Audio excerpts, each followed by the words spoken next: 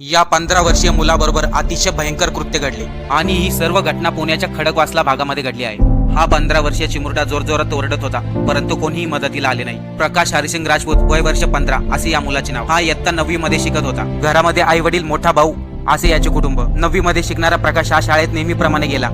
त्या दिवशी शाळेमध्ये काही विद्यार्थ्यांसोबत त्याचे भांडण झाले आणि 10:30ला शाळा सुटल्यानंतर तो आपल्या घरी आला। आई वडील कामाला गेलेले होते, तसेच मोठा भाऊ 10वीच्या पेपरला गेला होता आणि घरामध्ये एकटाच असताना त्याच्याबरोबर जे घडलं त्याचा विचारही कोणी केला नसेल। नेमकं काय घडलं हे पाहण्या अगोदर आपण आमच्या चॅनलवरती नवीन असाल तर सबस्क्राईब आणि फॉलो नक्की करा। प्रकाश शाळेतून आला, घरी आल्यानंतर जेवण केलं आणि थोड्या वेळ तो झोपला।